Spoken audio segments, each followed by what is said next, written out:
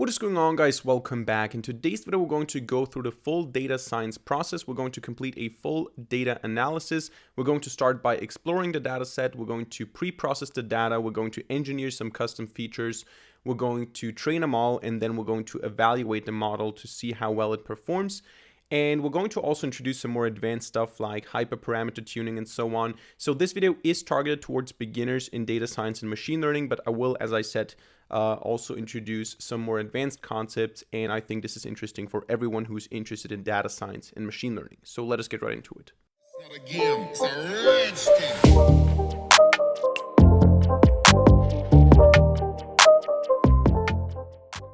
Alright, so for this video, there are only a few prerequisites that we need to have in advance. And the first thing is a working IPython notebook environment. So that can be Jupyter Notebook, that can be Jupyter Lab, that can be IPython notebooks inside of VS Code or PyCharm.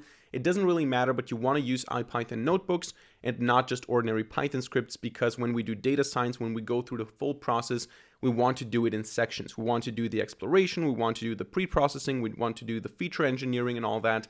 And we don't want to go through all these steps every time we add something new. So we want to do the exploration, then the exploration is done. We want to continue with the results to do the pre-processing or whatever, and we don't want to run everything just to do the next thing that we coded. So we want to work in cells, and this is possible inside of IPython notebooks. I have multiple videos on this channel where I show you how to work with them. I have a video on Jupyter Lab. I have a video on ordinary Jupyter notebooks. I have a video on Google Colab, so you might want to check those out if you don't know what a Jupyter notebook or an IPython notebook is in the first place.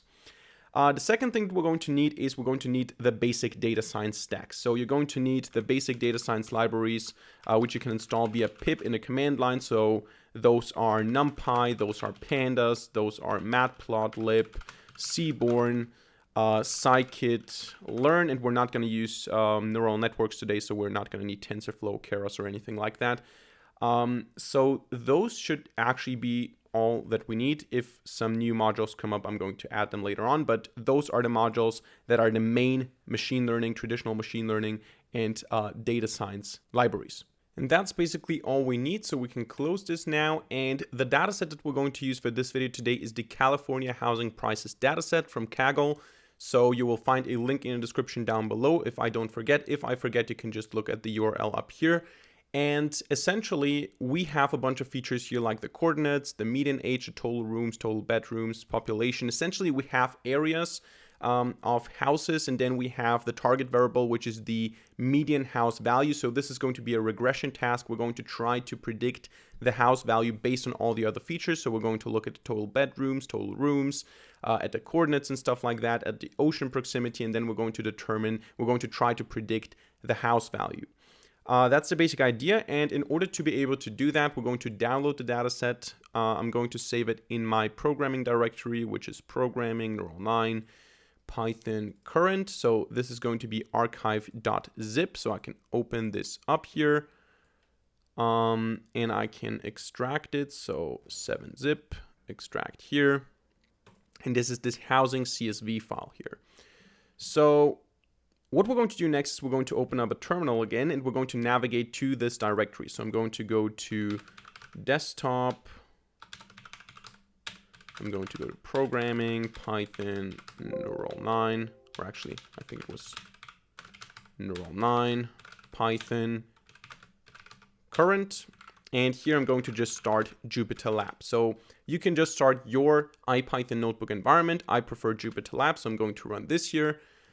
This is going to start it locally. It's going to open it up in the browser. And then what I can do is I can create in this directory a new IPython notebook. So I can just click here and I can start with the data analysis. And what we're going to do first is we're going to import a couple of basic libraries like pandas, spd, numpy, snp, matplotlib.pyplot, splt, seaborn, sns, and the scikit stuff we're going to import separately. So what we're going to do now is we're going to say data equals pd read underscore csv. So we're going to load the CSV file housing.csv into our notebook. I think the default separator is comma, so I think it is comma already, yeah. Otherwise, we would have to probably specify either sep or delimiter. I'm not sure what the pandas keyword is, but since we're using commas, we can just load it like that. And we can look at the data already by just typing data. You can see we have here the coordinates. Let me just close this here on the left. We have the coordinates. We have the median age, the total rooms. I think the features should also be... No, they're not described, actually. We don't have a feature description. Oh, we do have one. There you go. So total number of rooms within a block. So we have blocks on the map, I think. So this is not one house. I think this is an area on the map in California. And this is true for all the features, I think. So total number of people residing within a block. Yeah, that's the basic idea of what we're doing here. And here you have the numbers. So these are the numbers that we're going to use to train them all. We want to predict the median house value. So this is going to be our target variable. All the other things we're going to use as input features. So we're going to use them in order to predict this value. And because of that, because of this goal that we're having here, we already see some problems. So first of all, this ocean proximity here, we cannot really use this right away. We cannot just take these words and feed them into our model, whatever the model is. If it's a support vector classifier, I don't know, a random forest classifier, decision tree, neural network, we cannot just take the text and feed it into the network as a category. So we need to pre-process this variable at the very least, and the other ones seem like they need to be scaled probably. So let's continue a little bit with the exploration. So we can also say data info to see if we have any non-null, or actually if we have any null values. And you can see most features have 20,640 non-null values, but here we have actually some values missing, which is a problem. So what we're going to do here, since there are not a lot of values missing, it's around 200 values missing here, we're just going to drop these nan entries. So nan stands for not a number, N-A-N. And we can just say data.drop NA, and this is going to return a data frame with only non-null values. And if we want to save it, if we actually want to apply this, we can say in-place equals true. So this takes the data, drops the nan values, and saves the result in the data object again. And if we now say data.info again, you can see that we have the same amount of non-null values in all the different features. So that is that. What we're going to do next, and this is important, we're going to split the data into training and testing data, and we're going to split it into X and Y data. This is very important because what we want to do here is we want to train them all on one set of the data, and we want to evaluate it on another set. So we are not going to work with all of the data because we need to have some unseen data that the model has never seen before to see if it performs well on this data. And we do have the results for all the values, but the model doesn't have the results. So what we're going to do now is we're going to open up a new cell here, and we're going to say from scikit-learn.model_selection, we're going to import the train test split like this. And before we can do the actual train test split, we need to define what X and Y is. So because the train test split takes X and Y and turns it into X train, Y train, X test, Y test, but we need to have X and Y first. So what we're going to do is we're going to say that X is actually the data frame without the target variable. So it's going to be data drop, and we're going to drop the target variable, which is median house value. And since we're dropping a column, we need to say axis equals 1. And the Y is going to be the opposite. It's only going to be the median house value like this. So if I print X, you can see it's the full data frame without this one column. And if I print Y, you can see it's only this one column. So a panda series in this case. And now we're going to say X train, X test, Y train, Y test is going to be the result of splitting X and Y with a test size of, and you can here now specify how much percent of the data you want to use for testing. The go-to value is 0.2. So 20% of the data will be reserved for evaluating, and we're not going to touch this data for anything. We're not going to tune any hyperparameters with that data. We're not going to do anything before we are confident that we can launch the model. So the test set is something that you only look at when you say, okay, I'm done with the training, I'm done with the hyperparameter tuning, I have my model, I'm confident launching the model, Now I want to evaluate it on the test data. This is what you use the test data for. So we're not going to look at this anymore before we're done with the full process. So we're going to use only the train data now, and maybe we're going to split it into validation, into training set and validation set. We're going to look at this maybe in a second here. But what we want to do now is we want to join again the training data and the X training data and the Y training data so that we can analyze maybe some basic correlations. So what we can do here is we can say X, or actually not X, sorry. We can say train underscore data is X train, and I think we should just be able to do a join on Y train. And then we have, again, the combined data frame, but we have it only for the test data, only for the training data here. So this is that. We can do some basic exploration of the numeric features, so it's not going to include the ocean proximity, but what we can do is we can say, for example, train data.hist to get a histogram or to get multiple histograms for the distributions of the individual features. And I think we should also be able to pass a fixed size. Let's see if that works. There you go. So you can see here the distribution of the various features, and probably even more interesting is the correlation with the target variable. So what we're going to do here now is we're going to say SNS heat map. We're going to use a heat map to visualize a correlation matrix, and we can actually just go ahead and say train underscore data dot core. This is a function that produces a correlation heat map. So maybe before we plot it, let me show you what this looks like. We can say train data core. This gives us a correlation matrix here. You can see that every feature has a correlation of 1 with itself, meaning that it's the exact same value every time. And then you can see the other correlations for the feature combinations. So we're going to take this and we're going to plot a heat map based on that. We're going to say the annotations are going to be set to true so that we can see the actual correlation numbers. We're going to say that the color map is going to be yellow, green, blue.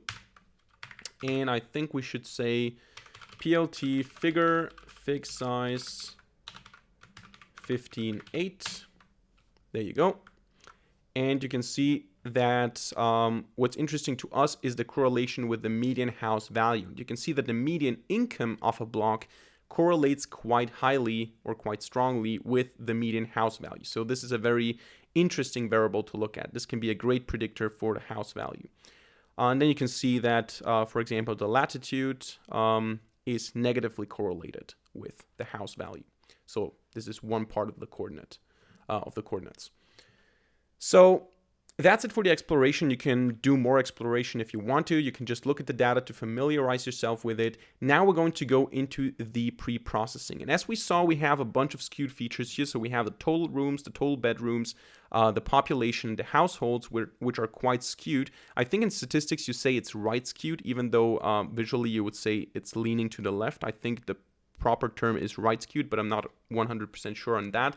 But you can see the data is skewed. It's not a nice Gaussian bell curve. So what we're going to do for those features is we're going to take the logarithm of those features and see what the distribution looks like by using that. So we're going to say train data total rooms is going to be equal to NP, so NumPy log of train data total rooms. And in order to prevent 0 values, we're going to go with 1 plus 1. So we're going to copy this 4 times. We're going to replace this with total bedrooms. Then we have population. And then we have households. There you go. So we can run this, and we can then again say train data hist. Figure size is going to be again 15.8. And now you can see we have something that looks more like a Gaussian bell curve here. So log normal distribution seems to be the case for those 4 features here. So what we can do now is, and what we should do now is, we want to use this ocean proximity feature as well, because I assume now as a human that when you're closer to the coast, you're probably going to have higher prices because that's a more desirable area. And when you're more inland, you're going to probably have lower prices. This is just my assumption now. I don't know if that's true, but I don't think that this feature is irrelevant. So we're going to use it, but we cannot use it like this here. We want to use it, we have to turn it into a numerical value first. And with categorical features, oftentimes it makes sense to not ordinal encode them, so to not just give them numbers. So for example, to not just take this value here and give it a 1, this value here, give it a 2, this value here, give it a 3, but to one-hot encode them. So to to take the individual category values and to set them to binary, to turn them into binary features that can be either 0 or 1. So what would that mean? It would mean that if we say train data dot, what was it, ocean proximity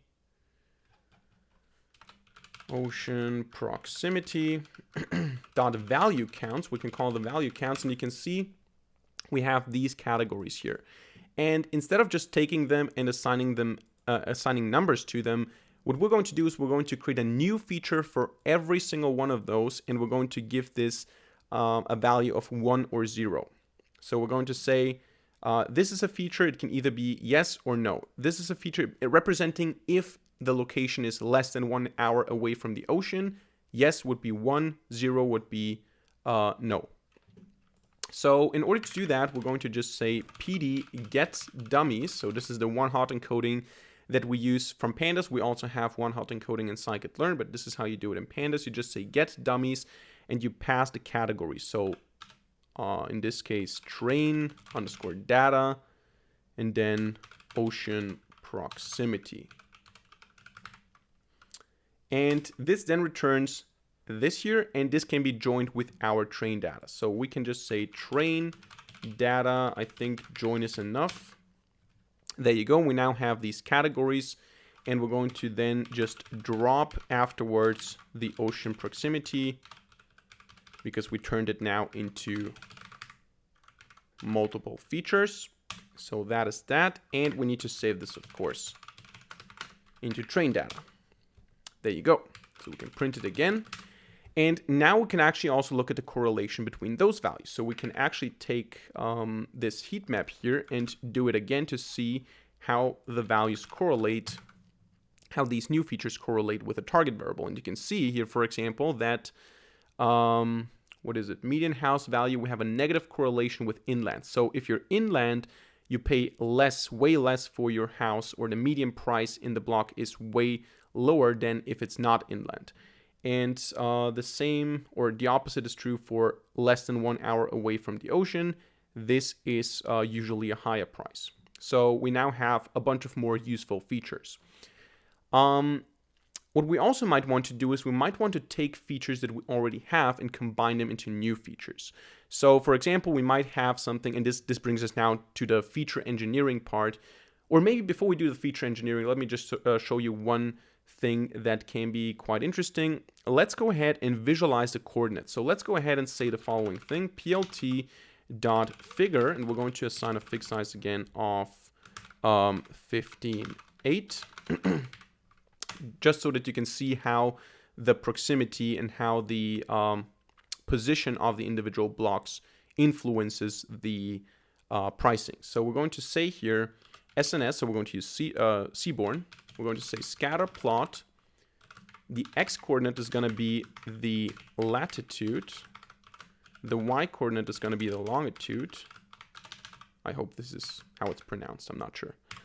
And then the data itself is the train data. And the color, this is interesting, the color will be set now to our target variable, which is the median house value. And the palette is going to be cool warm. So what you see here is essentially, this is the median house value. So the more red it gets, the more expensive the house is. And the more blue it is, the less expensive the house is. And you can see here, even though this is not a map of California now per se, this down here would be the coast. So this would be the sea. And here we would have the inland, basically. And you can see that all the houses that are on the coast, close to the ocean, close to the water, are more expensive. So this is also a nice thing here to visualize. Just something that we can keep in mind here. But now let us move on with the feature engineering. We have a bunch of features that are interesting on their own, but we can also combine them maybe to more interesting features. So for example, we do have total rooms here per block, and we also have total bedrooms. But what might be even more interesting, or at least interesting as well, is the number of bedrooms per room. So how many rooms of those rooms are bedrooms? So this can be a separate feature. We can go ahead and say train data, and then we can call this bedroom ratio. It's going to be train data total bedrooms divided by train data total rooms. And then we can also add another feature. So for example, we have total rooms, but if you have a block with many households, with more households than usual, you will probably also have more rooms. So the rooms in and of themselves doesn't necessarily give us the full picture. So what we want to do is we want to say also train data household rooms. We want to know how many rooms per household. And this is basically just train data total rooms divided by train data households. And now, once again, we can go ahead and show a correlation heat map. And we can look at the target variable and at our new features. You can see they have a significant correlation. So the bedroom ratio has a negative correlation with the house value, with the median house value per block. And we can see that is even more. So you can see the households in and of themselves are not very interesting as a input variable. They have a correlation of 0.07 to our target variable, to our target value. But the household rooms are more interesting. And for the bedrooms, we can also see the bedrooms and the rooms are not really interesting. Or actually, this is not correct. We have this here. Okay, the rooms are interesting, but the bedrooms are not interesting in and of themselves. But the bedroom ratio is quite interesting. So we engineered two features that seem to be interesting and important. So that's it for the feature engineering. You can, of course, also come up with new features. You can drop features. Oftentimes, it makes a model better if you drop features that have close to zero correlation with a target variable. We're not going to do that here. We're going to use all the values. But what we want to do now is we want to train multiple models. And the most simple model that we can train is a simple linear regression. So this is not even actual machine learning. I mean, it is machine learning, but it's more like more statistic than machine learning.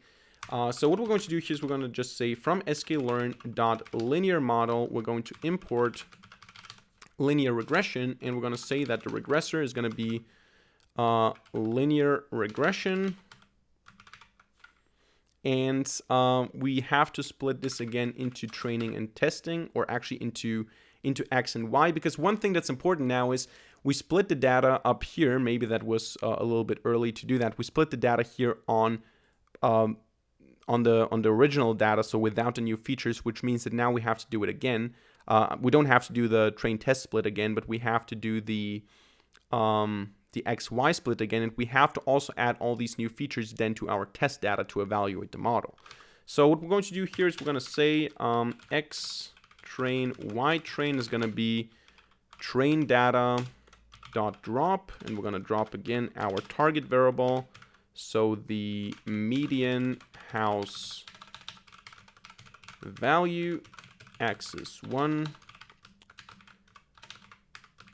and the Y value is, or the Y feature is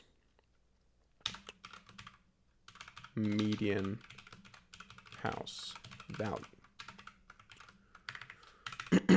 And now we do rec.fit, and we fit on X train, Y train. Now, one thing that you probably noticed is that we didn't scale the data. This is something we should do. We should scale the data. But let's see just here as a test how well this performs on the test data. And in order to do that, we're going to do this here because we're done. We're not going to do hyperparameter tuning for the linear regression. We're going to just say, okay, we're confident launching the linear regression into production, and we're going to see how it performs. For the other model, for the random forest regressor, we're going to do hyperparameter tuning, but for this one, we're just going to evaluate it right away. And what we need to do here first is, as I mentioned, we need to take the test data and go through the same process that we went through with the training data. And for this, what we're going to do is we're going to say, maybe it wasn't the best idea to split that early, but we're going to basically do everything that we did with the train data. So we're going to copy this first. We're going to paste it down here. And of course, if you're doing an actual project, a large scale data analysis, you probably want to do this in a function and just feed in the data and process everything automatically with a function instead of doing it manually like I'm doing right now with copy, paste, and changing. But we're going to do it now here because it's quite a simple project. We're going to take this. We're also going to take this. And we're going to take this here as well. And I think that is it. All we need to do now is we need to change the train data here to test data. So test data, and here, there as well, here as well, here as well, here as well, here as well, here as well. And then also, of course, here. So X test join Y test. And I think that should work right out of the box, but the problem is now that we do actually have the island. Okay, so we only have very few instances of the island. So if it happens by randomness that we don't have a single instance of the island category in our test data, we wouldn't have the column, so it wouldn't have the same format as our training data. But in this case, I think if we print test data, we're actually printing test data. We have 16 columns, and if I go with train data, we have 16 columns as well. So that works. We should be able to just call rec.score on X test and Y test. I hope this is possible. It is not possible. Why is that?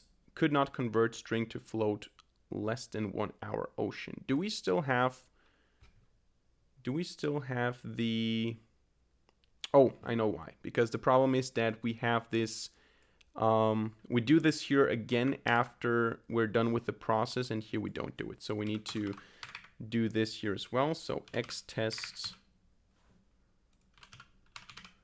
Y test is the test data and test data here. And maybe we should run this in a separate cell, because I think if we run the code from this block again, it's going to cause problems. And this is now X train, Y train. So this is stupid. Let's do this again. And here we want to have X. No, I copied the wrong thing. Come on, I'm confused now. Let me just do this one more time. We're going to take that. We're going to open up a new cell.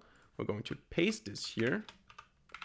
We're going to change train to test. We're going to change train to test. We're going to change train to test, and here as well. And then we're going to see if we still have the island column, because I don't believe it, to be honest. We do have it though, unless I messed up something else. But does X train now have 15 columns as well? Okay, so this should be compatible. Let's see if that works. There you go. We get a score of 0.668, which is not too bad, but also not too good. We're going to definitely get a better score with the random forest regressor, which we're going to do next. So this is the most simple model, just a simple linear regression on the data with the features. It might make sense to scale the data first, and we're going to do that probably for the forest regressor. Let's see what we get here when we scale the data. So let's say from scikit-learn .preprocessing import the standard scaler. The scaler is going to be standard scaler, and we're going to say X train S and Y train S is going to be, or actually let's say X train S is going to be scalar fit transform X train, And then we want to train on X train S. We don't need to scale the output usually. And we're going to do the same thing. Oh, actually I shouldn't have done this because this won't work twice. But I think this shouldn't have messed up the code now. So X test S is going to be scalar transform X test. And then we want to say, okay, doesn't really change too much here, but usually you want to scale your data. So let's move on now with the random forest regressor. This is going to be a more powerful model, and we're going to also do hyperparameter tuning. So we're going to try to find the optimal model. And for that, what we're going to do is we're going to say from scikit-learn.ensemble. So this is a special type of machine learning where we combine different models, in this case decision trees. We're going to say random forest classifier is what we want to build, and we're going to say forest equals, oh sorry, not random forest classifier, we're doing regression. So random forest regressor, and we're going to say forest equals random forest regressor, and we're going to try with the default. So we're going to say forest fit X train Y train, and then forest score X test Y test. And it takes some time to train, and you can see we already get 81%, which is way better.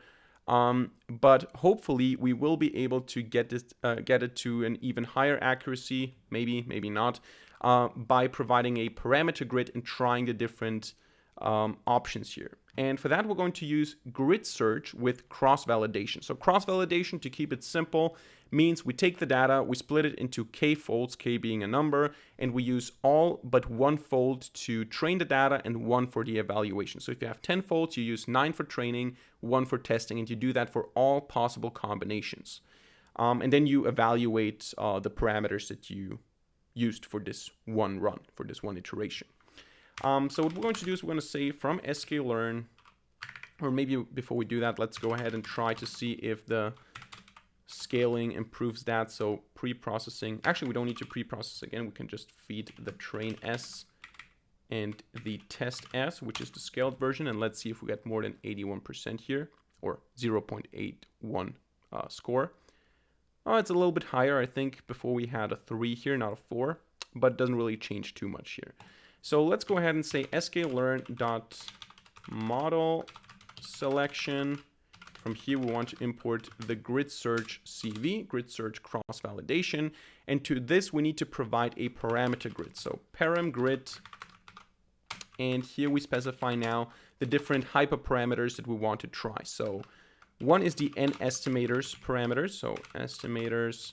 And here we can pass a list of 3, which is, I think, is this the default? I'm not sure. 3, 10, and 30, for example. And then we can try the max features. 2, 4, 6, 8. And I think we also have the min sample split. I'm not sure if this won't take too long, because the problem is when we provide a parameter grid, what this is going to do is it's going to do the cross validation with all these combinations. So it's going to try 3 estimators with 2 max features, 3 estimators with 4 max features, and so on. Then it's going to say 10 estimators with 2 max features. So it's going to go through all the combinations, and if I now add another one, it's going to combine this as well. So this is probably too much for the training time here. We're going to just say now grid search is going to be a grid search CV of the forest regressor that we had up there with the parameter grid that we just defined with 5-fold cross-validation. The scoring is going to be based on the negative mean squared error, because we need to have a positive score. So the more positive it gets, the better, and the squared error is the opposite. And then we want to say return train score equals true.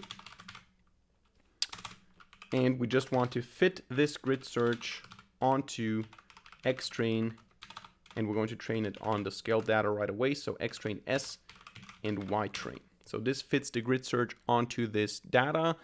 And it will probably take some time, so I'm going to skip that part unless it finishes by the time I'm done with talking. But this is going to give us the optimal model. We're going to get the best estimator, the best regressor, and then we can use it to score this best regressor against the test data to say, okay, we want to launch this into production, so let's see how it performs.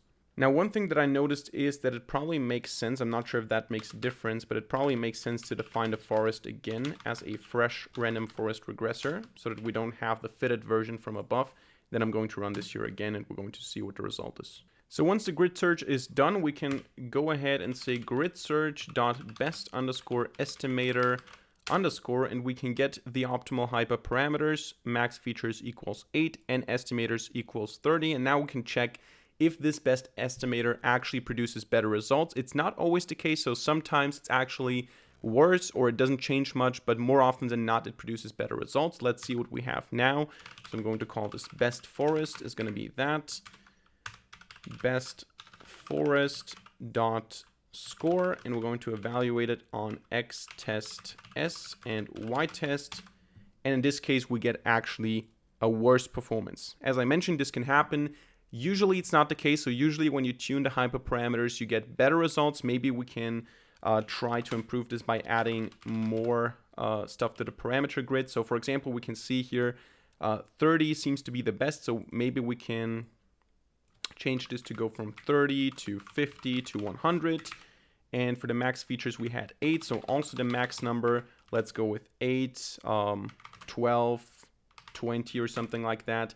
And then maybe min samples split and provide 2, 4, 6, 8. This is going to take now longer, but we're going to run this again and we're going to see if we find a better estimator now. And because of that, we're going to provide different values for our parameter grid now. When you go to the scikit-learn documentation of the random forest regressor, you're going to see that the default for the n estimators parameter is 100. So we use 100 decision trees in the forest by default, which is what the model above here used. So this is the default setting and it uses 100 trees. It performed better than our version with 30 trees, and 30 was also the maximum. This is something that you also need to know about hyperparameter tuning. If you provide a parameter grid and the optimal value for a certain parameter is either the maximum or the minimum, you might want to go more into that direction. So if you have values from 50 to 5,000 and the best value is 50 or 5,000, you might want to go more into that direction because it could be that the optimal value is not in your parameter grid, which was the case for us. So we had n estimators 30, which was the maximum, and you also see that the 100 default performs better. So we can change this here now to 100, 200, 300. Also, maybe max features is not the most useful parameter to tune. At least when I work with random forest regressors, I usually tune stuff like the min sample split. So how many samples do you need to split a node? By default, this is 2 as far as I know. So let's look it up. By default, this is 2. Yeah, but we can provide something else. So we can provide the default 2, but we can also say 4, for example. And then maybe we can also say max depth of the tree. So how deep shall the tree go?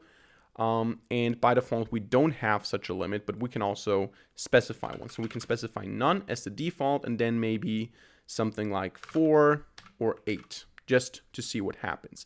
And then we can run this again. And if we see, for example, that the best number for the depth is 8, we can explore if another number might be better, or maybe it's none because that's basically no limitation. If we see that the optimal number of estimators is 300, we might explore even more. But let's just run this parameter grid search now.